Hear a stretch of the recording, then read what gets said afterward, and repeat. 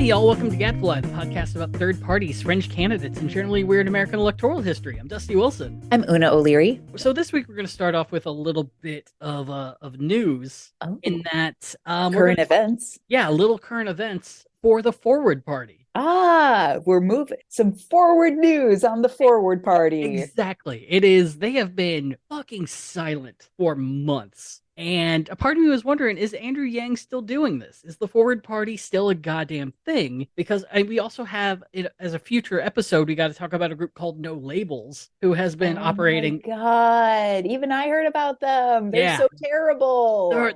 Look, they are pretty much every radical centrist group from the past 20 years that's had more money than plans. No Labels is going out there, with a threat of running a presidential candidate in 2024. If my no real idea if they're actually going to, their top dude, Larry Hogan, has made it very clear, who's the former governor of Maryland, genuinely a nice guy, I dare say. And he has made it very clear he doesn't want to be president. It's a job to him that sounds bad. And so their top guy that they want is not running. So now it's either going to be Joe Lieberman or Joe Manchin or some other Joe. And another terrible Joe. Listen, if my ex relationships taught me anything, it's that when you hear the phrase no labels, run, don't walk away. Yeah, look, man, I don't want to be tied down to a candidate. I want to be open. I want to, I want to try polygamy with someone who's never thought of it. Why do we have to have platforms and know what we are? Look, I just got a fuck ton of money and no one's ever asked me to actually think about it. So fuck. But we're not talking about No Labels. No Labels is a topic for a future time. But the Forward Party... pro labels. Right. We're pro labels today. And the Forward Party, who, I apologize, I've been saying their name wrong. They rebranded to Forward a while ago and no one cared. It. Yeah. Wait, there's different emphasis? Yes. It's now FWD, actually, is their logo now. They merged with a couple small political parties that have never run for much above New York governor. I can't remember one of them, but the other is the Save America Movement, or the SAM Party. But once they all merged together, they changed the name of the Forward Party to Forward. They got Silicon Valley'd. Oh, 100%. Ugh. Yeah, and if that's going to happen to anyone, it better be Andrew Yang. That's so fair. But recently there's an article about them in the Independent Political Report, which is a really stellar online newspaper about third parties run by a bunch of mostly libertarians who are not very happy with what's happening to their party right now, but are pretty open-minded enough to cover all third parties that come their way. Released an article saying that the Forward Party is not going to be running a presidential candidate in 2024. Okay. Yeah. That's not very forward of them. Yeah, I mean, it continues their tradition of not running anyone. Well, great. Then they're on brand. Yeah. So I found that to be very interesting, especially going into 2024, where a multitude of centrist third parties already exist. So what the fuck would they have done? And they're sure, but you can say that about all the third parties. Well, a bunch of them. But yeah, it's they don't have as much money as No Labels. They haven't been around as long as the Reform Party or the Alliance Party or the Unity Party or any number of regional centrist parties. So yeah, it's just, I'm very confused about what they are going to do in the future. It also doesn't help that one of the very few people that the third party endorsed in 2020 has kind of revealed himself to be a bit of a fuck. No. I know. Well, the Libertarian Party nominee for governor of New York, Larry Sharpe, who gets to have the dishonor of being their nominee when they got kicked off the ballot because they didn't get enough signatures to get on the ballot, is now going to be speaking at an event for a woman named Diane Sayre. And if that name is familiar, it's because she was one of the speakers at the Rage Against the War Machine rally. Oh, dear. And she is currently probably one of the more successful Lyndon LaRouche candidates. So now the Forward Party gets their name associated with a guy who's now essentially a LaRouchian. Honestly, more and more, I feel like with these third parties and especially the smaller, gubernatorial and down level candidates, it's like incestuous friend groups. It's like a group of 15 people, and half are in band and the other half are do choir or art. And then you just find out by the end of seniors, you have all slept together, all of you. It's just this. What a high school experience that would have been. But yeah, I think that's incredibly true. And I was talking to a few libertarians about this. I had no clue that throughout the 80s and 90s, the LaRouche organization was trying like hell to suck up the Libertarian Party. They wanted nothing more than to sneak in and make that party their own. And now, I might add, the event that Larry Sharpe is going to be speaking at for Diane Sayre, who has already announced that she's running for Senate in New York in 2024, is also going to be attended by Nick Brana of the Movement for a People's Party Oh, and Angela McArdle, the chairperson of the Libertarian Party. yeah. So, big year to be the ghost of Lyndon LaRouche. Yeah, so we're going to be keeping an eye on that, kind of seeing how the Libertarian Party, if they're getting sucked in, if Andrew Yang just sells off the Forward Party to the LaRouchians and see what happens there. Who For fucking... half a Bitcoin, good Oh my sir. That's like $8, man. That's a hell of a sell. Deal. Like, I'll buy the Forward Party for like 3/4 of a Bitcoin. That's great. It comes with its own branding. It has a website already. I'm sure. Like, I think Meg Whitman's a part of it. I don't know. Someone who's like a cursed individual who ruins centrist parties the second they show up is there. Yeah, see if Tumblr wants it. I don't know. Make it an app. Well, speaking of potential frauds, today we're going to be talking about a guy who, I'm not going to say he ran a scam like our topic last week, Douglas Stringfellow. I think we're talking about a guy who believed in himself so much and believed in the lie he was telling so much that he just kept going. He just didn't know when to stop and was kind of fucked from birth. Just kind of duped. And we're going to be talking about a guy named William Augustus Bowles. Ooh, it's a great name. So this is going to be going back to colonial America. So hey, get out your tricorner. Oh, yeah, get your fife and your drum. The main issue running into this one is that the sources for it are not great. And dare I say, we didn't start to get really good historical accurate information on this guy until about 2010, give or take. Oh, okay. It's just like we have a Gordian knot of potential disinformation where on one side the historical accuracy is coming from what the British and the Spanish thought about the guy with absolutely no historical context of this guy writing personal documentation or letters. Any personal documentation or letters from this dude are gone. They are lost to the sea. And on the other hand, there's a biography about the guy that was very clearly dictated to a friend. Amazing. And so we get just a ton of mythology to try to sift through and figure out what's actually fucking true. Love it. So the great thing with this is it gives me, a playwright a lot of freedom to try to figure out the truth behind the thing while also allowing myself a little fictional leeway. Yeah, all the materials are vibes and we're going to vibe along with it. 100%. Yeah. So we're going into this episode. Well, in the past, I could say, yeah, I got this from a lot of sources, so I know them to be factual. With this, who fucking knows? Like, get the biggest grain of salt you got, because this is not something I would use as a primary source for any sort of future research. If you were going to do that, might I suggest the works of Gilbert Dinn, who's done quite a bit of research into this guy in the 2010s, mostly in his relationship with the Spanish crown in the area of Florida. But as the Wakulla County Historical Society would say in their 2010 presentation entitled William Augustus Bowles, Portrait of a Scoundrel, it is a historical black hole that even people in the region are still trying to figure out. So, long way of saying, enjoy the ride. Some of this is probably going to be revealed to be not true, and I'm sorry about that.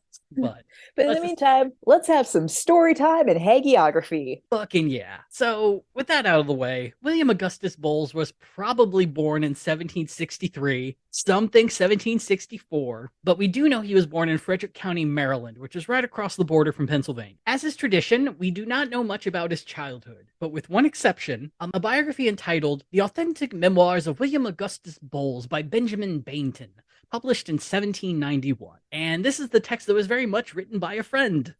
It is about 90 pages long. You can find it on archive.org, but it is also full of weird F's that are meant to be S's. Oh, sick. Nice. I had to shut down my brain while reading it. I'm very thankful it was only 90 pages, because it's really tough to see things written like Massachusetts, because the S is still an S. The S existed, Una, and I don't know why they're using that weird fucking F for the middle. I thought it had something to do with typology, like literally like the typing sets. It made something easier. Oh, yeah. Huh. I mean, if they got more F's than S's, I guess that would make sense, but it's not. It was just easier for the press to do it. I think so. Okay. I'll accept that. If we're guessing on things, that's as good as accurate for this episode. This episode is all about barely educated guesses. Right. So Bainton would state that William was born to, quote, respectable parents. His parents were Thomas and Eleanor Bowles, and Bainton states that his father was a farmer. And it should also be said that in regards to William's education, that Bainton called him, quote, an artless schoolboy, perfectly unacquainted with any mode of life beyond what he had learnt on his father's farm. Just get an early taste on how quickly the contradictory information comes into the story. So one source we already have saying his dad's a farmer. Another source I found said his father actually ran a school as a schoolmaster. And a third source, which is mostly backed up by Ancestry.com, claims that his dad was actually a captain, possibly in the British Navy, possibly as a merchant sailing a ship. Okay. I mean, I hear farmer and school teacher, and I think like, well, maybe he did both. I mean, but then you throw in merchant and ship captain. I'm like, okay, yeah, that and we did can't talk be about done. that a bit during the John Brinkley episode a while back about how, when we think of school teachers in rural areas in America, it wasn't until like the 1900s that they were trained school teachers. Often it was like Right. a local person who knew some stuff and had some books. Yeah, like a traveling tutor. Exactly, yeah. And so, yeah, like you said, those things are really possible. But the thing that really throws me off of the Ancestry.com information is that the picture they use for Captain Bowles isn't of him. It's actually of a guy who was a U.S. Army lieutenant named Augustus McGee, or Augustus McGee, could be either. But this Augustus would lead the Gutierrez-Magee expedition, which was a private military invasion of Spanish Texas in 1813. It didn't go great. Maggie would die 6 months before the invasion was a complete failure. Oh, well, at least he died not knowing. Yeah, but as part of this whole thing of the time called filibustering, where you would just raise your own independent, non-nation affiliated army, go into another nation and just take over a chunk and declare yourself the ruler of whatever you took over. Yeah, filibusters, like just enough to like get yours, but not enough for the other side to like really have to rain hell. Right. And eventually they would rain hell, but only when they found out a year or two later. But the thing with Augustus Magee is he was born 2 years after Thomas Bowles died. So there's no reason for that picture to even be affiliated with Captain Thomas Bowles. There's no reason. Definitely not of the right time period. Yeah, so I can't find any other information to say that he might have been a captain. There's a whole Angel Fire type website for the Bowles family history based in Ireland where there was a series of Captain Thomas Bowleses who existed in Dublin. And it's just none of the information matches up. And I feel like a lot of people are making huge guesses. And Ancestry.com is very much a report your own information sort of thing. Others aren't going to come in there and contradict what you've guessed and what your family historians and genealogists have guessed. It's not Wikipedia. Right. And so this is what we're starting with. William's not even a minute old, and we already have all this information that who knows what's even right.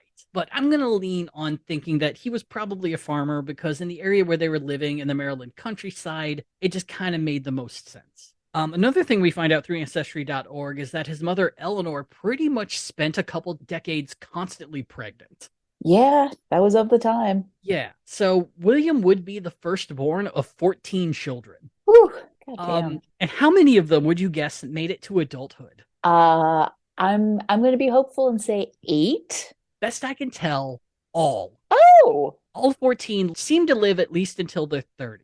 There's a couple of the women we don't have a death date for, but their names are long enough to allude that they got married to someone else, and so surnames ended up getting added to their names. The only one that I believe might have died in childbirth, just for the unfortunate way they're listed, is a unknown Bowles. Oh. So that's probably a child who died before naming even got to be a part of it. Yeah. So yeah, being the firstborn of a family that big, we get a lot of stories about being the middle child in a family that big or being the youngest in a family that big, but I could hardly imagine what it's like to be the eldest, to be the expected inheritor of a family that big. Oh, true. Yeah, I'm thinking about how it's like you're practically a third parent at that point. Yeah. Oh my God, yeah. So by 1776, not even half of William's siblings would have arrived onto our mortal plane just yet. By the age of 13, he was ready to go. And so he ran away from home, which is a really good thing to do during wartime. Ruh-roh. Yeah. So he ran away and joined the army. And like any good young American of the time, William enrolled in the Maryland Loyalist Battalion. And so when I say loyalists, I mean the 1/3 of Americans who supported staying under British rule. So he knew how to pick a side. Yeah, he's really good at picking winners. Initially, William and his battalion would be sent to Philadelphia, but shortly after, they would march into New York City while the Continental Army was busy retreating. So William would fight for another 2 years after arriving in New York City and had gotten to the rank of ensign, which is pretty much private, and had never really been able to make his name. As the biography states, you would never hear his name outside of roll call and was mostly known as being a kid who seemed a little too happy to be involved in war. He was We described as all a knew that kid in middle school. yeah. He was described as a giddy boy, Oh no. which, after 2 years of war, not the best of signs. Yeah, please stop giving this kid a magnifying glass. He just keeps I setting bet- the ants on fire. Yeah, he might have been asked by his father to leave the farm because there's been a severe rash of animal murder that he can't really quite point to anyone, and maybe it's just time to go. So he would end up taking part in the Battle of Monmouth, which many would remember as, and I'm quoting Wikipedia on this because it's very good writing, quote, tactically inconclusive and strategically irrelevant. But we Love do it. mostly know it today as the battle that Charles Lee would take over for after George Washington stepped down as being head of the Continental Army, and has a whole little bridge in Hamilton about how he just was not good at war.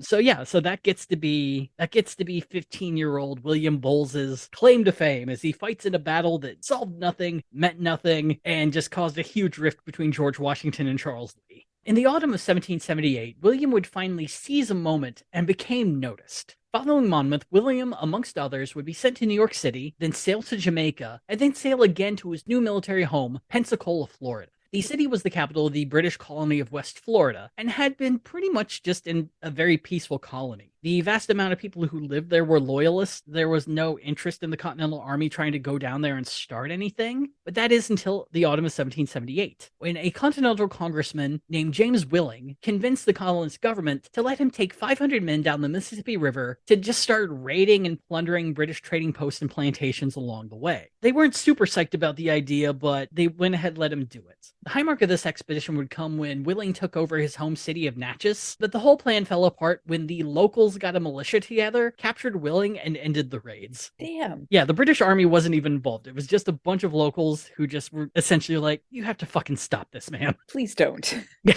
But the British felt like they probably need to post some people here just to be safe. Got together a group of, I would assume, not the best soldiers if William's a part of it, and sent them to Pensacola to, be a standing force if need be. So when he got there, William asked for permission to go visit the city of Pensacola, was granted leave, and after visiting the city for a day, returned back to the port to make his way back to the fort, and the boat flat out ignored him. What? Like, wait, what? Yeah, from the best I could tell, he was hailing the boat, and the boat was like, what? I can't hear you. Sorry, doors are closed, and just sailed off. Oh.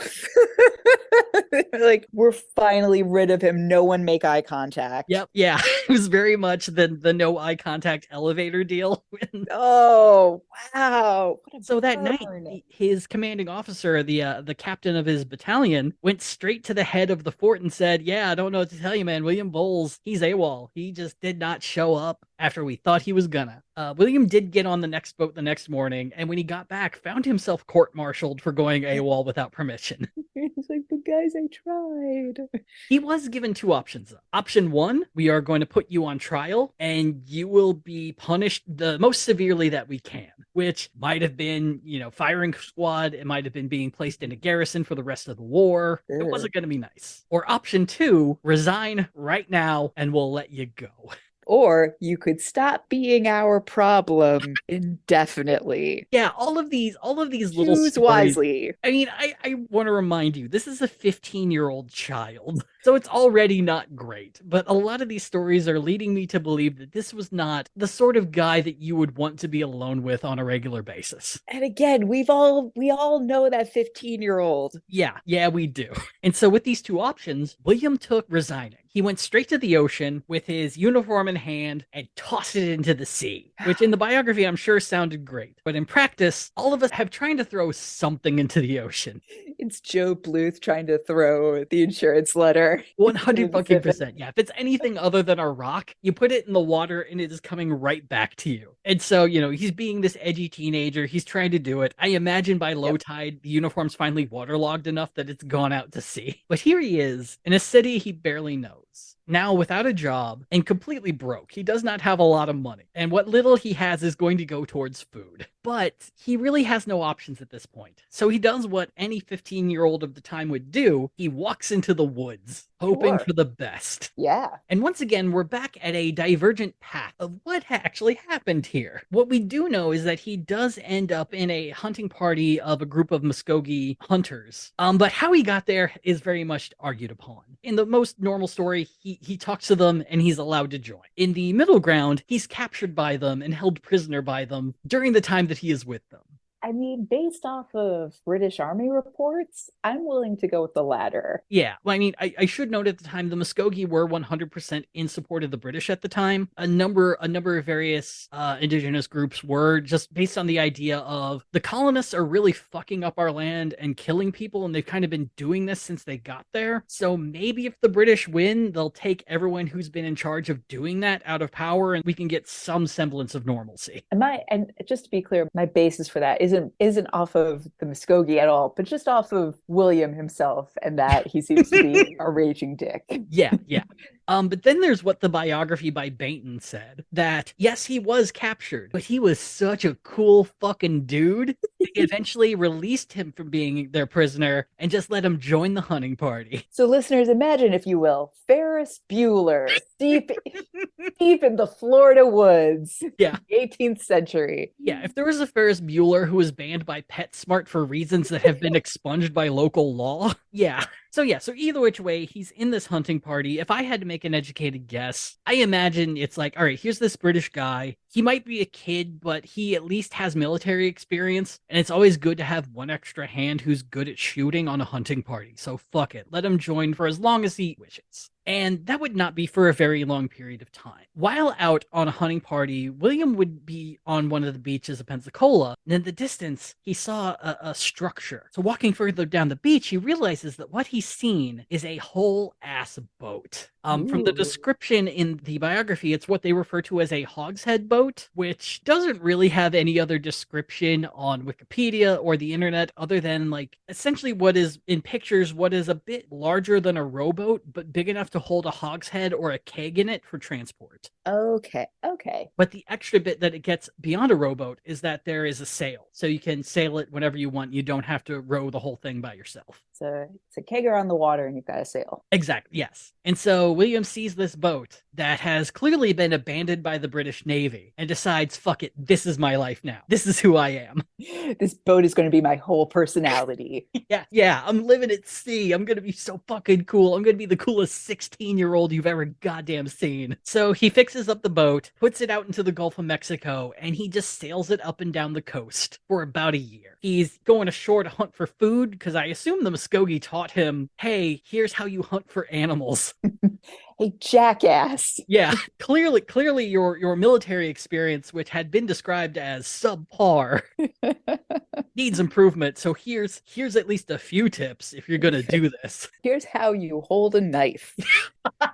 Here's how you get the meat on the inside. P.S. There's no door to get to it. You got to make your own door, if you know what I'm saying. And so he's hunting for food whenever he needs it. He's living on the boat, not a care in the world. The man's not there to keep him down or tell him what to fucking do. He's living his life. To be fair, this sounds awesome. Yeah, it does sound a lot like, comparisons between him and Doug Stringfellow. We are having kind of similar back-to-back episodes, other than...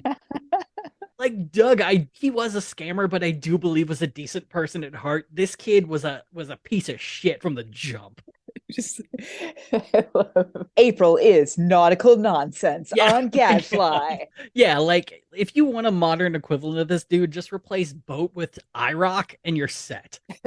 And so everything is going great until the winter of 1779 and 1780, which for historical meteorologists, this is the worst winter in the Americas of the entire 18th century. Ooh. If you remember the stories of George Washington at Valley Forge, this is the winter where they were at Valley Forge.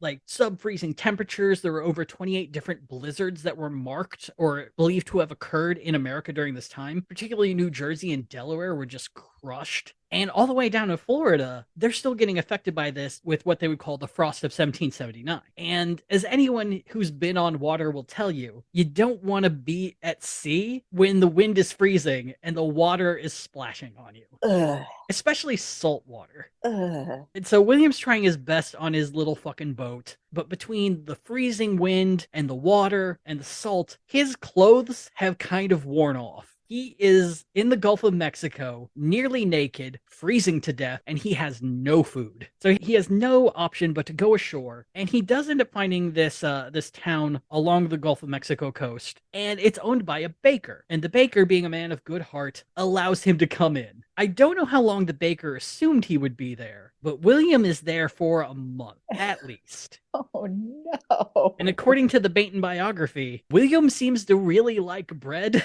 It is just, who doesn't? I know, carbs are great, but if you're staying with a baker and he's, I would assume, baking enough for himself and enough to sell the next day. Yeah, you're cutting into those profit margins. Exactly. And that's exactly what the baker ends up noting after a month of this. And so he gives William an ultimatum. He can stay for the rest of the winter with free room and board and all the bread that's left over at the end of the day for him to eat. But all William has to do is essentially apprentice with the baker. Help him out making it. Do prep work. Clean a pot. Literally anything. Yeah. A perfect job for a 16-year-old. Dare I say better than most of us could have gotten. True. But if he says no, then he's going to have to leave. Yeah. So William throws up the double birds and he is out. I didn't live on a boat naked to be told what to do.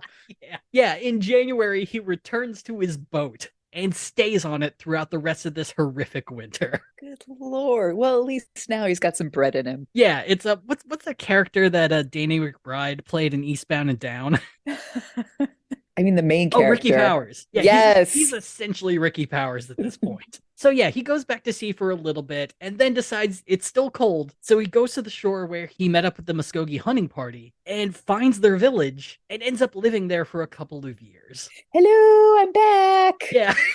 So at the age of 17, William ends up ingratiating himself within the tribe. And, he would, oddly enough, actually start studying and working at something. And that's understanding and becoming somewhat fluent at indigenous languages. Okay, that's kind of exciting. Yeah. So in his biography, it's alluded that he learns how to conversationally speak at least 3 different indigenous languages. They don't say which. And so now's probably a good time as any to say the awful reason as to why. Every historical text up until the 2000s is just riddled with good old traditional racism. Sure. We're not going to say which languages he learned because who wants to fucking know what they even were? They probably all speak the same one, just with different savage babble. Yeah, they want the word of God. The number of times I have had to read the word savage in historical texts, even up to one of the major ones in the 1960s. No, I don't have to, and I don't want. But it also kind of brings to light this idea that, oh, this kid must have been such a wonder to live amongst these people and to learn their languages and their culture and everything and be allowed to stay and not just be immediately killed. Like, you could have done that too, bro. Mm-hmm. Yeah, it's I'm not a scholar on Indigenous and Native American history. A lot of them were really nice fucking people. Yeah, and when you basically have an immersion study abroad program like William fell into. Yeah. And so I could at least guess some of the languages he learned. I'm pretty sure he learned Cherokee, and that's mostly because his first wife, who he got at the age of 17, was Cherokee. And you probably at least have to know the language to be able to talk with her. One hopes. I should also say at this time, most of these various tribes, whether they are Muskogee, Cherokee, Seminole, there were a lot of bilingual people within these communities because it kind of got to the point you had to learn English or Spanish or French if you were going to trade with these communities outside of you and hopefully convince them not to kill you and steal your stuff. You see this all the time in West African countries. I remember because you have different regional tribes within these made up international borders. And yeah, it's that same thing. Like you just grow up with it. So of course you start to learn like these other languages. It's just a part of your everyday. As for the other two, I'm pretty sure he learned 2 Muskogean dialects, one called Muskoke and one called Mikosuke. One in particular was spoken by like the regional Muskogee group that he was a part of called sorry, I'm going to fuck this up, the Hitchiti Muskogee, who are mostly in Florida and Georgia. They had been pushed out of where they were normally from, and that's just where they had been able to settle with the least amount of worry. And the other dialect was mostly spoken by the Seminole group in Florida. And so it's knowing these two dialects would probably be the nearest comparison I can make it to would be saying you know Arabic, but you would have to know different dialects because Moroccan Arabic is going to be vastly different than Yemeni. Right. Yeah. But then everyone also knows, like, was it modern Arabic dialect that's like more newscasty and everything? Yeah, there's there's a lingua franca between it all where you're at least there's at least stuff everyone understands. But you do notice I did say first wife. Because at the age of 17, he also got a second wife. Okay, William. This wife we actually know the name of. Her name was Mary Perriman, and she is the daughter of the Hitchiti Muskogee chief William Perriman, which I'm sure a number of people who aren't familiar with this would, because there's a very racially idealized version of what Native American names are supposed to sound like. Yes. And these particular names, such as using William Perriman as an example, is a mirror of what was happening at the time with colonizers moving into the area, sleeping with indigenous women, and then typically just kind of fucking off.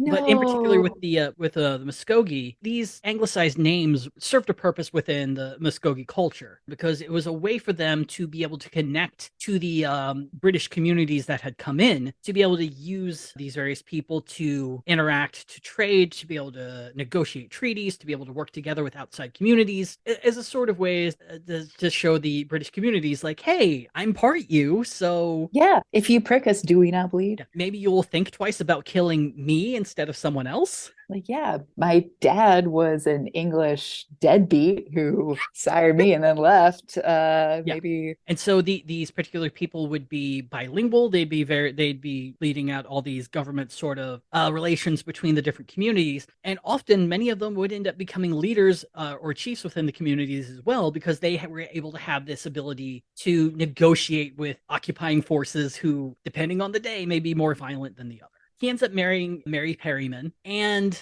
ends up being a very big deal, a catalyst, if you will, in William Augustus Bowles' story. Because, Uda, as white individuals, I'm sure we've all within our family heard the story of how deep within our genealogies, a great uncle or grandfather married a Cherokee princess of some sort, or has some sort of native royalty within our blood. I never got that. I got, hey, your great uncle was pallbearer for Michael Collins and part of the IRA. That is a much better story. That was so much better. Bullshit circulating around my family. Oh, we were gun runners and horse thieves. But yes, no, truly, for like that's such a great white American anecdote. Yeah, it's a really good way to ignore the fact of introducing the question: was the creation of your lineage done willingly and with consent, or okay, let's just say Cherokee princess. We'll just go with that. It's easier to talk about. And so William ends up marrying the daughter of a chief, which for the outside English and the Spanish is like, oh, that essentially makes you indigenous royalty, because that's how our governments work. So clearly that's how it's going to work for you. Yeah, duh. And William is more than happy to capitalize on this idea. Let me sleep my way to the top.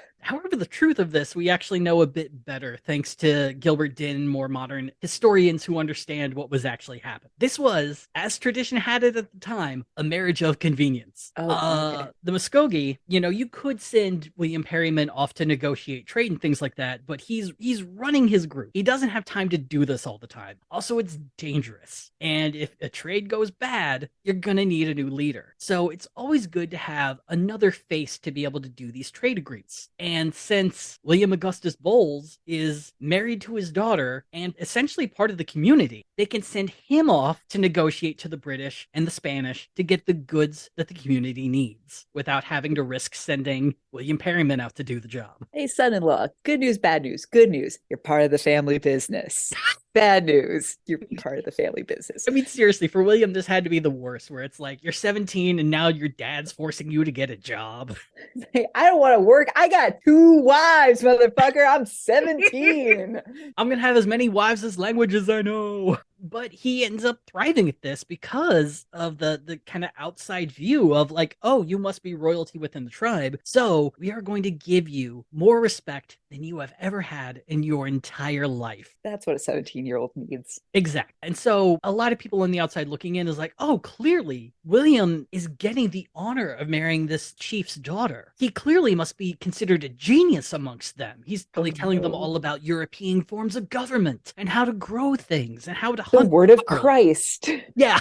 All right. Luckily, I don't think that was the guide star for William. But yeah, it's very much in the biographies of just like he taught them European government. And of course, this is the time I need to bring up that the Muskogee pretty much already had a government that was working great for them for centuries. Yeah, they were fine without like Machiavelli's text. Yeah, they were descendants of the Mississippian culture, which was one of the first 7 or 8 legit civilizations to ever happen on the planet. They already knew how to run shit, and they found a system that worked really, really good for them. And if we're even talking about a connected government the way that we understand it, for 100 years, the Muskogee Confederation had already been in existence, which was just an organized government of all the various different groups of Muskogee brought together because they had to bind together or the Spanish or the English were gonna kill them all. And it was better to group up in numbers and make decisions together than to let just everyone else get picked off one by one in smaller groups. And I will add, William's 17. He's not teaching them fucking anything. He was bad at school. His friend biographer admitted it. It's like, what has he even learned? He was in a boat naked for months when I learned other how to people eat were. bread. Yeah.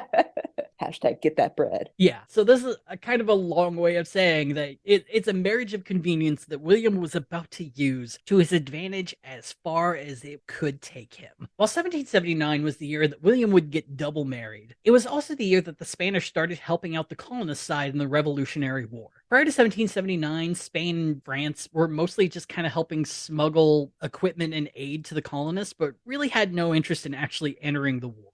But in 1778, Spain had entered a very brief war with Portugal, kicked their asses, and felt a lot more confident about hopping into this and seeing if they could maybe fuck with the British for a while and get some things they wanted, which included they wanted Florida back. There was a 20-year period that Britain took over Florida, and Spain just wanted it back after the 7 Years' War, the French and Indian War, however you were taught it.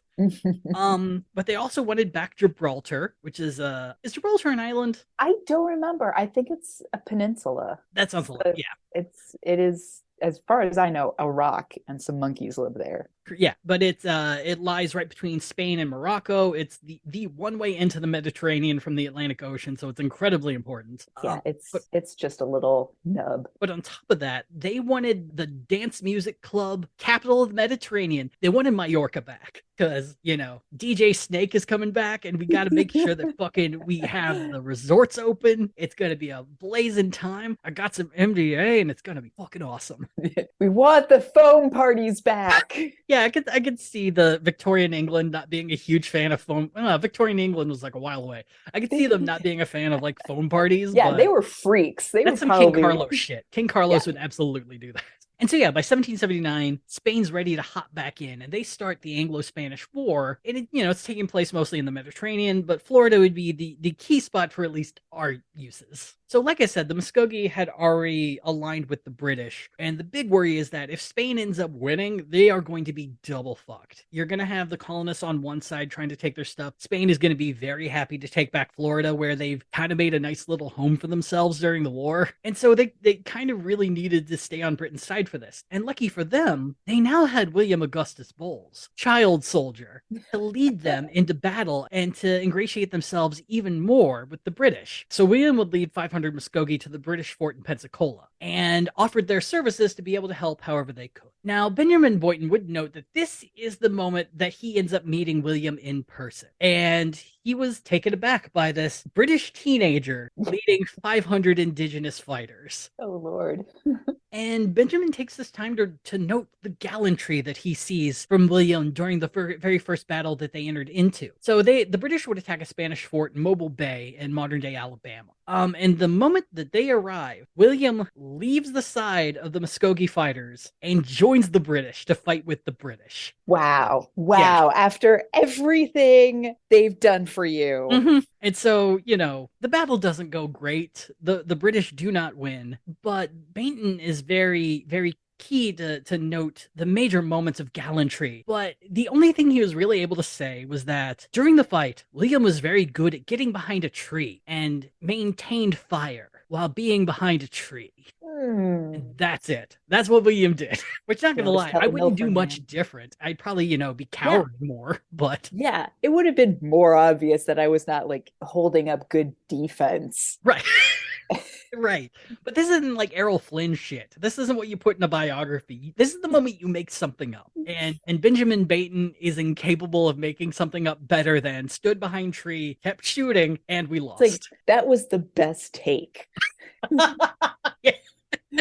So they got back to Pensacola after losing, and as thanks for bringing 500 extra dudes and sort of fighting, William was given the rank of sub-lieutenant, which, from what I read, is the lowest officer rank you can get in the British Army. So he's not a fighter anymore. He's actually now, you gotta respect him. He is an officer of the British military with all respect due. I mean, that's one way to get back into their graces. And lucky for William, he got this promotion a full day before the siege of Pensacola in 1781. Spain and France would lay siege to Fort George in Pensacola for 2 months, and it was a devastating blow to the British when they finally took it. Not only were William and 1,000 other men taken prisoner, but in the terms of surrender, Spain also got a massive amount of supplies, 2 boats, and all of British West Florida. The prisoners were then sailed to New York City, which had been retaken by the Continental Army, but since William had just been made an officer, instead of living for years in a prisoner of war camp, he and his fellow officers got to live in New York City proper on house arrest. This guy is just ripping upwards. And meanwhile, what has happened to his two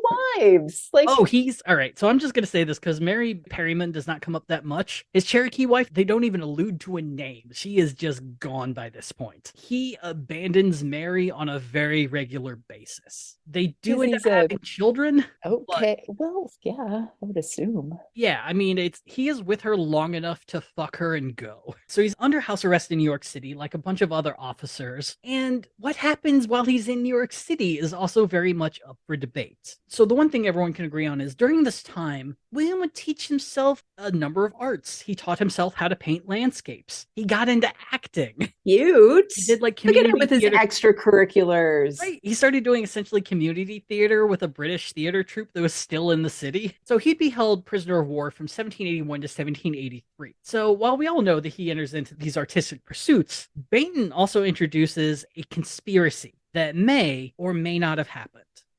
I think we fairly well established that the British will tolerate William as much as they can. But if he is on their side and they have to spend time with him for more than a battle, it's not going to get better. So while he's on house arrest with the other officers, a number of other officers decide we need to court-martial this guy and we need to make him not an officer as soon as possible. Which if they did, he would immediately go to a prisoner of war camp and would end up losing all of his honorifics. The charges they placed on him was, quote, ungentlemanly-like behavior during battle. Oh, because he hid behind a tree? Different battle, actually, was what they were going to be referring to. According to these officers, during the siege of Pensacola, William would fight naked. And on top of that, he practiced scalping. Not great.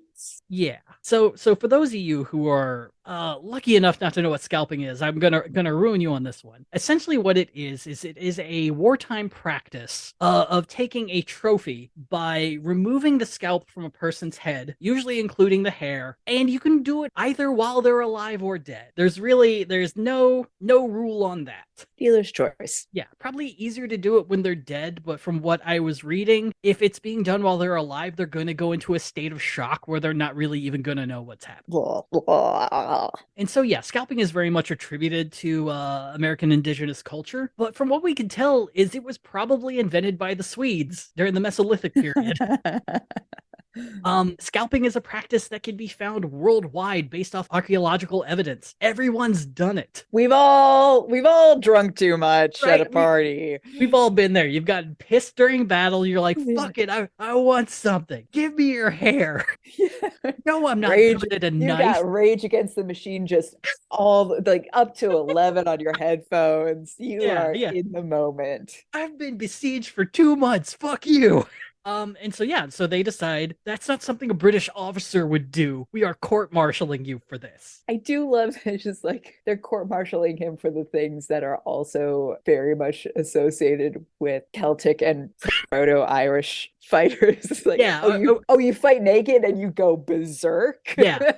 Oh, you're gonna do what fucking one of the descendants of Godwinson used to do in England? Fine, court-martial. Fuck it. Court-martial. This is not British. Yeah. And so, according to the story, he was put up for court-martial for this and was acquitted. Hey. But also, there's no evidence of this happening. Gilbert Dinn, he is of the belief that for 2 years, all William Bowles did was paint, act, and chill.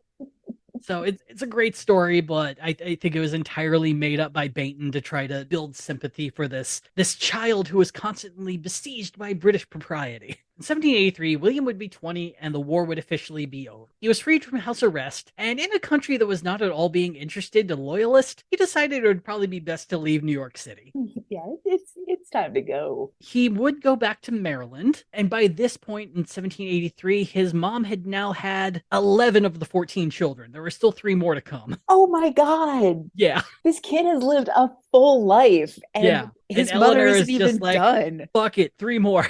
We are still here. I'm not rendering tallow for shit. Fucking making babies. Eat shit, motherfuckers. Like mothers talk. So he goes to Maryland for a little bit to revisit his family. It's still chaos. So he goes back to live with the Muskogee for a little bit. But the thing is, he still has no money. And there's only one way he's actually going to be able to get a livable income, aside from getting work, which I think we've established is not his thing.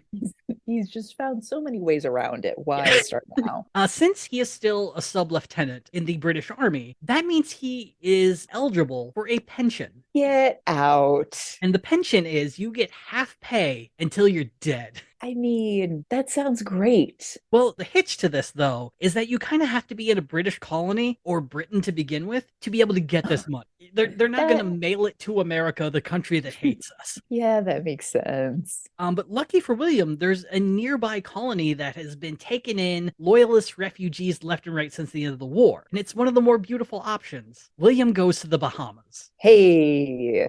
Initially in 1784, he gets to the Bahamas, particularly gets to the island of Eleutheria, where while there, he gets himself a 500-acre land grant, specifically for the purpose of farming. What? They just hand it to him? Yep, here's your land grant. Land grants are, to my knowledge, very commonplace during the colonies because you had to get people to move to these places outside of their creature comforts in England. And one of the best ways to colonize. Right, you have to give people free land to do something with it. The problem, though, is Eleutheria is it's more like a really long sandbar, and there's not a whole lot of places you can actually farm.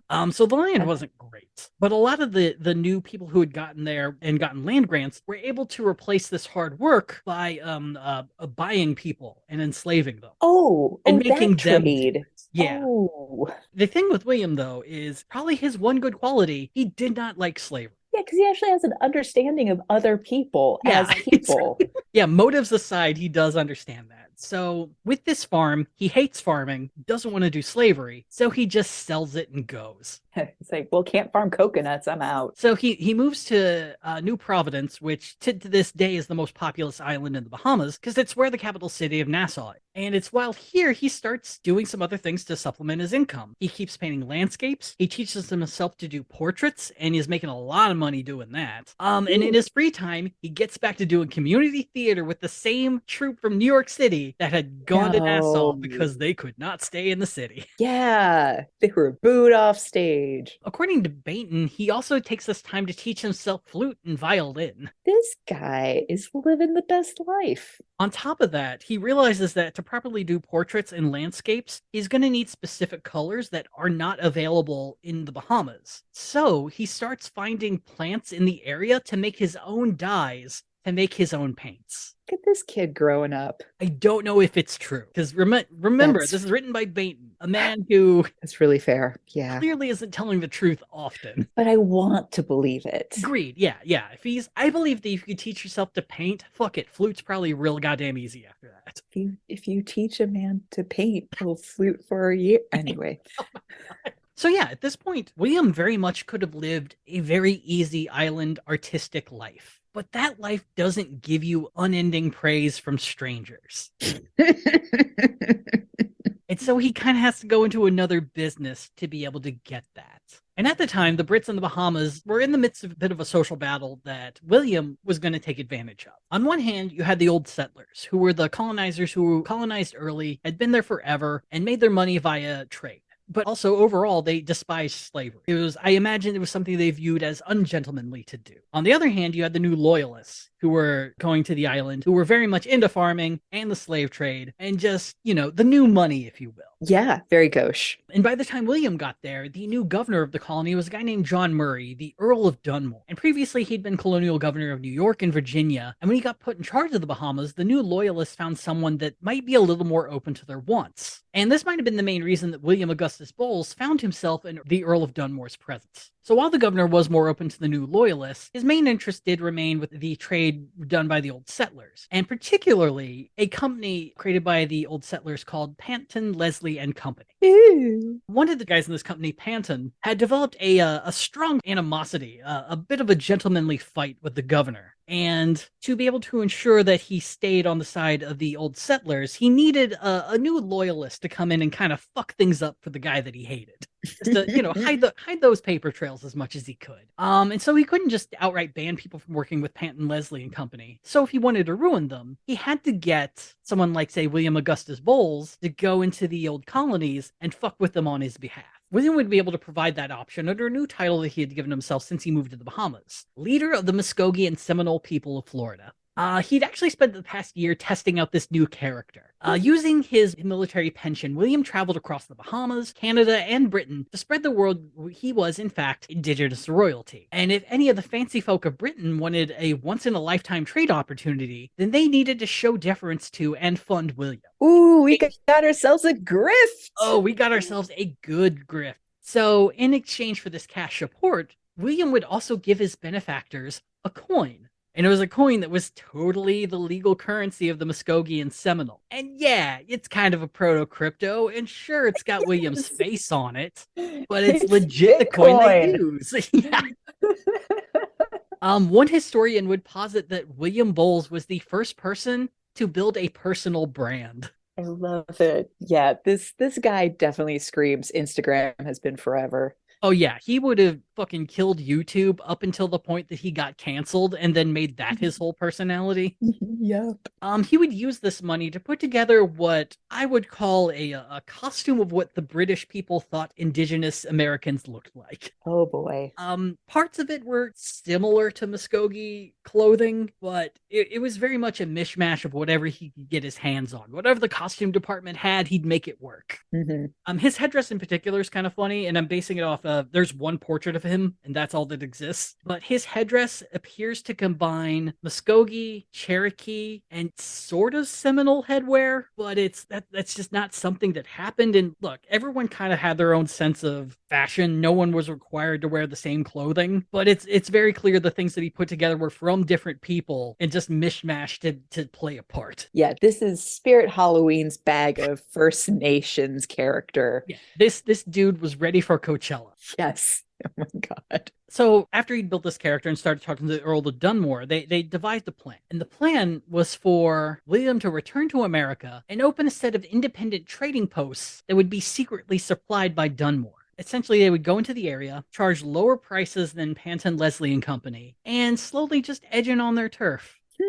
William would make good on his agreement, and with the help of his Muskogee connections, he established a trading post on the Chattahoochee River, which, from what I've heard, does get hotter than a hoochie coochie. Alan Jackson joke, fucking deal with it.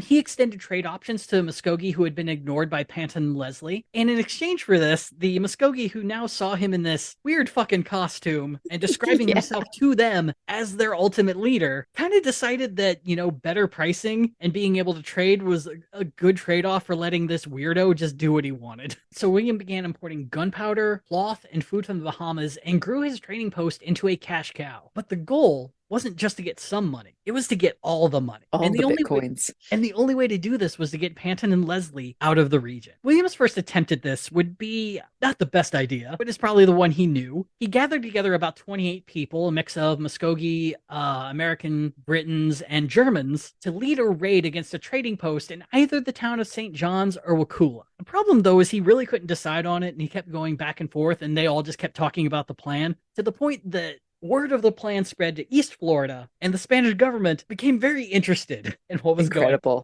Incredible. So the East Florida Spanish sent militias to these towns, and when they got there, the 28 people who had joined up to try to raid one of these trading posts immediately went to the militia and said, hey, we didn't know fighting was going to be a part of this. I thought we were just going to do a ruckus and then be done. They surrendered immediately to the Spanish militia, and as thanks for that, they were all imprisoned in Havana, Cuba. Oh, no. I mean, Havana's lovely, but... I mean, it is, but I imagine prison in Havana's not the best. No. A few would end up escaping prison, went straight to Nassau, and told as many people as they could that William Bowles was not to be trusted, and that he's running a half-assed operation. There goes your brand, bro. You were about to be Family Dollar.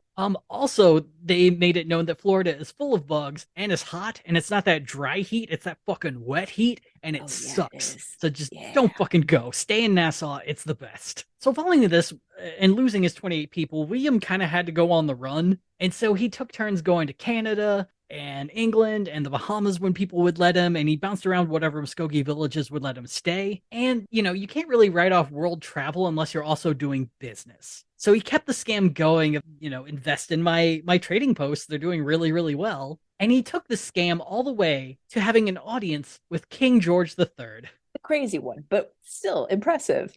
Yeah, it appears as though, and I'm making a guess here because I didn't get exact dates, it would have been during the time that King George was in his second and worst psychotic break. Oh. A year later, from what I read, he goes in and out of these fugue states, and by 1790, he is pretty much back to proper mental health. But yeah, he ends up getting an audience with a king who was probably not in the best mind state. But if you're grifting, that's great. In 1789, William comes back to the Muskogee people, and he decides to kind of keep evolving his grift. He decides what he's going to do is he's going to lead a coup against a man named Alexander McGillivray, who at the time is the lead chief of the Muskogee Confederacy. And he figures if he can actually lead this coup, then his title is no longer made up. It's now actually real. He would be the real leader of these people. It's fake it till you make it, and now he has to make it. But once again, he makes the mistake of talking about the plan too much, and Alexander McGillivray finds out about it. Oh, no. But McGillivray really can't do anything about it. Custom does dictate that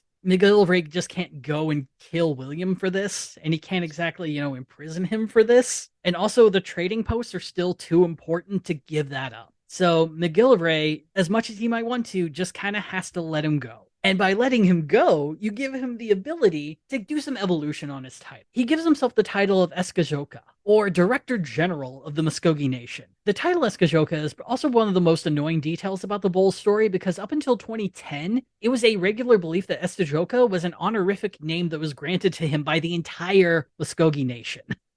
Not something he just made up and gave himself. Right. Instead, it's like a very Hollywood act of pacifying a financier. You're executive vice producer on this movie. But you're just giving it to yourself, though.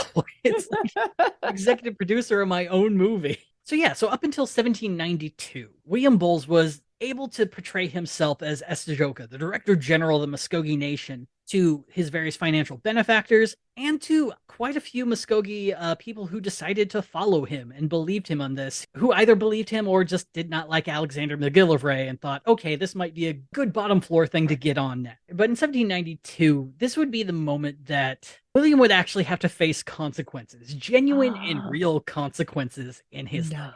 On January 4th, 1792, William would lead a small group of supporters to the Panton, Leslie and Company store in Wakulla. One of the men in his group drew a sword and proclaimed that the store was now taken over. Hey!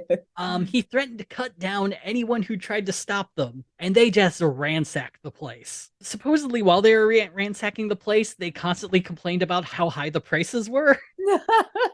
which is one of the more boomer things I've ever heard of in the It's 18th century. no, it's that like quintessential Yiddish joke of like the food here is terrible and the portions are so small. These eggs are $7. Fuck you. Your store sucks. Word of the attack made its way to the Spanish held Fort San Marcos de Apalache, which was about 3 miles away, and even at the time was considered to be just a real piece of shit. For decades, it had been referred to as barely a fort. The stone fortifications were falling apart. The Spanish at Wow. most kept 30 people there. It was very poorly taken care of and very disrespected. Oh, After hearing about the ransacking of this store, the Spanish planned on sending about a couple dozen soldiers to retake the post. But after hearing rumors that Bowles was protected by 200 soldiers, which was a complete lie, they developed a different plan. Instead, they sent a letter requesting William's presence at the fort to discuss the taking of the trading post as peers and to perhaps come to a compromise, to discuss things as equals. we're just gonna talk. And William accepted. He showed up to the fort with about 4 bodyguards, even though the Spanish allowed him to bring 20. He didn't know 20. And so they sat down there and they discussed the issue, but William couldn't come to a compromise that was satisfactory to him. So the Spanish brought up the idea of, hey, why don't we go over to the governor of New Orleans and have him figure out what to do? You know what? Yeah. We'll even sail you there. You can just hop on the boat free of charge and we'll figure it out. Yeah, And we'll bring it William, in for arbitration. yeah, and William, being treated as an equal in this, agreed. He's, yes, let's go to New Orleans right now. And they fucking did. They went Wow, to New and Orleans and they all sat down to discuss what to do about the situation. wow, how gentlemanly and of their word. Well, the governor of New Orleans essentially asks him, what do you want? What's your goal in all this? And this would be the first time that William Augustus Bowles would state his true intention of the scam: to make an independent nation, to make a nation that would essentially be called the state of Muskogee. And that if the Spanish and the French and he were to come to a conclusion, it would be that the Spanish would leave West Florida and it would become the state of Muskogee, an independent nation that might become a part of America at some time in the future. Who knows? We'll see. We'll see how the dice rolls when that comes up. TBD. Yeah, and this was exactly what the governor of New Orleans and the Spanish of Florida wanted to know. All they really wanted was to know what his ultimate goals were, because there are so many rumors floating around as to why he was doing this and what was happening, that when they found out, oh, you're trying to coup, you're trying to make your own nation. Okay, here's our compromise to this. You've been under arrest since you left the fort. You're our prisoner, and you had no option to leave since you stepped foot inside our property. At this point, William changes tact a little bit and says, oh, did I say that? That's not actually what I meant. Actually, Did I say that out loud? no, that was foolish of me. Actually, I represent the Earl of Dunmore, the governor of the Bahamas, and I ransacked the store because Panton Leslie and Company were defaulting on loans that they owed the Earl of Dunmore in the Bahamas. And I'm really actually a debt collector is what I'm doing. This was just a shakedown that went too far. And yeah, after admitting that what you want to do is start an independent nation, it's a bit late to be able to twist that sort of thing. Oh, no. So Spain does in fact take him prisoner and sends him to prison, as William understands it. He was actually placed under house arrest. Again. But better house arrest, because this time around, the Spanish didn't really know what to do with him. Because, yes, he did have supporters throughout Florida within the indigenous community. There was definitely groups of colonists who liked him. He was, for all intents and purposes, a very charismatic person who could get people on their side. And the worry was, if we just execute this dude, it's going to cause more trouble throughout this colony that we're barely holding on to. So they start shipping him around the world for house arrest. Within a 7-year period, he spends time in house arrest in Havana, Cuba, Madrid, Spain, and Manila, Philippines. And eventually they do bring him back to Madrid, and it's here where things take a turn. So the thing about house arrest is it's kind of easy to escape it if you know what you're doing, and if people kind of forget and don't care. So one day, he just leaves his house, no one stops him, he goes down to the docks, steals a ship,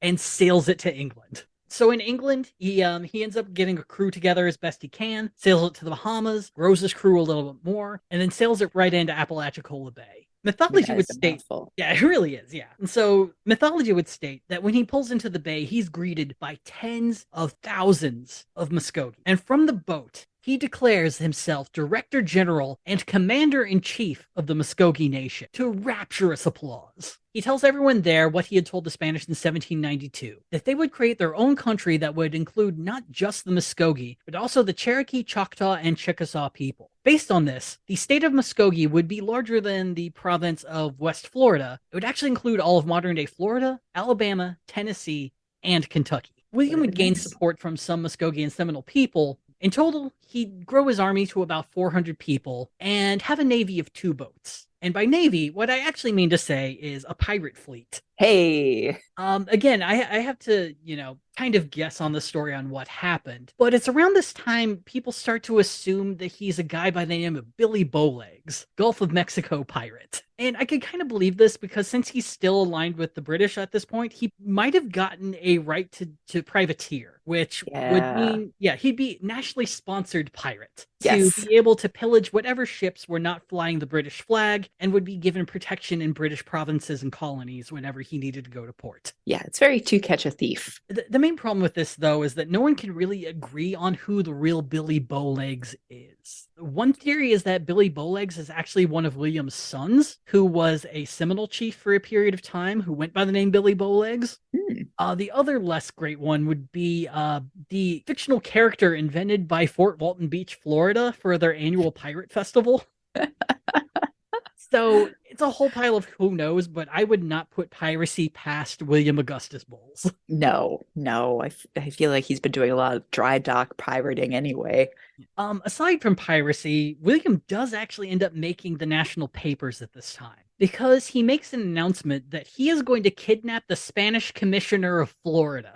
When the news of this traveled to the newspapers in Philadelphia, they reached out to people who knew William, and he expanded upon this when asked. Not only is he going to kidnap the Spanish Commissioner of Florida, but he's also going to kidnap the American border agent who is in charge of the border between the Spanish Empire and America. And he is also going to kidnap Indian agent Benjamin Hawkins. Indian agent would be like an ambassador between the indigenous communities and the American government. Sure. Also, this threat extended to any American or Spaniard that he found to be in service of these 3 men. Oh, and instead of kidnapping them, he's just gonna kill them. Yeah, that's the William way. Yeah, me and murder. I'm so good at it. I'm going to find a tree, I'm going to get behind it, and I'm going to murder them. A separate detail that he would add is that he decided that America and Spain don't have authority to control the land of the Muskogee Nation, and if either nation wants to negotiate, they have to recognize him as the true leader of the Muskogee as commander-in-chief. In retaliation, the governor of the province of West Florida issued a bounty on William Bowles for $4,500, or $107,000 in today's money. There was one caveat. You don't get money if you bring him in alive.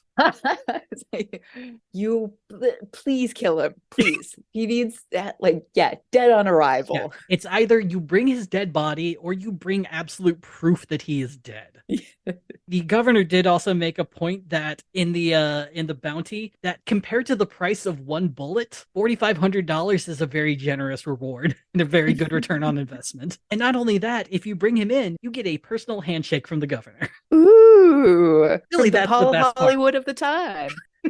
So if things felt like they were getting a little out of hand, it was about to get much, much worse. In 1800, William gathered his small army and navy and attacked Fort San Marcos de Apalache, the very place that he had accidentally turned himself in 1792. He was able to take over the port very easily and turned it into the state of Muskogee's official trade port. The bounty would now raise to $6,000, and you would also get a reward of 1,500 kegs of rum. Oh, damn. Okay. Which, to visualize that, is 234,000 modern-day bottles. Jesus. Yeah. Think of the resale value. Look, that's a lot of Bacardi. I don't care if it's like shit rum. That's some good money. I am sad to report, though, no one's able to collect the reward because the Spanish capture him shortly after he took the sad little fort, and they did it while he was alive. No. It would seem that now would be the really good time to execute William. But seeing as he'd been such a huge pain in the ass while using such a small force, he was given one last chance. He was sent to Madrid and given an audience with King Charles IV. So now he's met two kings? He's met two fucking kings. I haven't met one, and he's met two. And he's done nothing but be a fucking lunatic. Just an absolute pain in the ass. Like a shit actor, inventing crypto, just not even a good enough pirate for anyone to really know if he existed. Just grifting his found family over and over again. And so King Charles IV offers him a deal. In exchange for his freedom, all he has to do is to agree to privateer for Spain. And once again, double birds. He's not going to do it. You can't get this guy to do work that you wouldn't want to do. So once again, he's put on house arrest. Once again, it's in Madrid. Once again, he goes down to the docks and steals a fucking boat. And once again, he sails that shit to England. He privateers for himself. He takes his boat, his new crew, sails it right back to Florida, and tries to once again take the fort of San Marcos de Apalache. This is so insane. Only this time, he's forced to retreat and can't take it. So now it's 1803. He's 40, and he can't concede that his era of big swings is at an end. He returns to the Muskogee and joins them for a tribal council with the Cherokee. And during the meeting, he stands and declares himself, quote, chief of all Indians present. Good Lord. And it's at this moment, the Muskogee and the Cherokee come to the realization that maybe these good trade deals just aren't worth the hassle. It's about time, guys. In a joint effort, they hand Billy over to the Spanish and walk away. Oh my God. Having learned their lesson this time, Spain sent William to actual prison, specifically Castillo Moro in Havana, which is right at the opening port of Havana and was designed to just be as impenetrable as possible. In 2 years, William fell into a deep depression, realizing he had no way of escape and was receiving no respect whatsoever from anyone who was there. True midlife crisis. In 1805, this deep depression drove him to do a hunger strike. Now, I can't tell if it was something he was doing in exchange for his freedom or to make a point, or if his depression was just that bad that he was just like, I'm done, do what you will. It got to a point that his unhealthy state had emaciated his body so badly that they removed him from Castillo Moro and took him to a military hospital. While he was receiving treatment there, he still refused food and water. And on December 23rd, 1805, William Augustus Bowles would die of starvation at the age of 42. Wow. And up until 2010, in a joint effort between the Wacalla County Historical Society and Professor Gilbert Dinn, the story of who William actually was started to come out, and that, you know, he's not a swashbuckling pirate, probably. He wasn't this dude beloved by the Muskogee community and risen to this savior of the nation to make their own country. He's just a scoundrel. He's just a teenager who never had the opportunity to grow up. And once he found his one job, refused to ever accept that it was done. Incredible. Just incredible white bro energy all around. Wild. I'm going to send you a picture because even his portrait is definitely, I don't even entirely believe that it's him because it's so good. So that is the one portrait of William Augustus Bowles. Oh yeah, this is so dashing. Yeah, like he definitely looks like I don't like, name an actor you think he looks like, because he's definitely got that handsome dude energy going in this portrait, like a young Alec Guinness. Yeah, it's like a less angular Matt Smith, I guess, maybe. Oh, sure. But yeah, just looking at his hat, it's, from what I was saying, the frills at the front, that is more along the line of a Seminole roach, which is made of porcupine hair typically. The headdress is a bit more of the Muskogee style, where it's a bit Muskogee, bit Cherokee, but the medallion on the front of it wasn't really a thing. The feather is an ostrich feather, which no one would have fucking wore. Whatever metal thing combined with bead necklace he's wearing is like, it's bizarre and really not of the region. It's just, and he's wearing a fucking Englishman colonizer shirt. He's fucking wearing the frilly fucking shirt. Everything about this is just a fucking costume. Yeah. So yeah, and that's the man who kept trying to make his own nation when he had the time. Part of many, many schemes.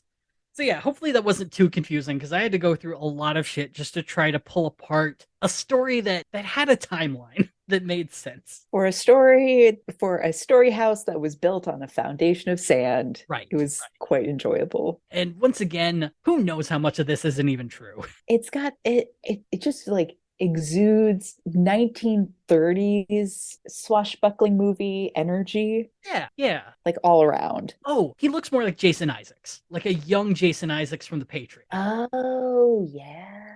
Yeah. Or or Malfoy's dad, for those of you who haven't seen the 3 hour long Mel Gibson Revolutionary War epic, The Patriot. Oh, yeah, he would definitely be cast in the biopic. I feel like Jason Isaacs would have a blast playing this guy. Let's make it happen. Oh, man. Well, Una, any final thoughts or feelings about good old William Augustus Bowles? I just love that he was like the older father put upon by siblings, where it's like you need to take dad for a few weeks. And so he's in Manila, and then he's in the Bahamas, and then he's in Britain, and then he's back in Manila. Yeah, he reinvented a lot of deadbeat dad. Like if deadbeat older brother was a thing, then yeah, he definitely kind of fits that. But for all we know, his mother is still pushing out babies to this day. Oh my God. Elder Bowles just living in Frederick, Maryland, making babies and hating life. Well, on that note, yeah, I hope you guys enjoyed. Sorry if anything was confusing on this. If you really want to learn more about this guy, I would highly recommend looking into the work of Gilbert Dinn. Look up William Augustus Bowles on archive.org. Every book about him exists on there for you to read at any point in time. Very cool. So yeah, thank y'all for joining us this week, and we'll see you next time on Gadfly. Gadfly is a production of Added Serotonin. Our episodes are edited by Brianna Valentine of Rem Alternus Productions. Our theme song is Sophomore Makeout by Silent Partner, and you can find us on Twitter and Instagram at GadflyPod. Ready to level up your cosplay game? Check out the Geek Forge on Etsy. With a variety of props to give your photos that extra spark, you'll find just what you need. Hold magical fire in the palm of your hand, or take a potion to restore your mana. With a large variety of colors, you can choose your own magical flavor for your cosplay. Bring drama to your photo shoots with these vibrant props and more, all available at the Geek Forge. Are you ready to level up your cosplay?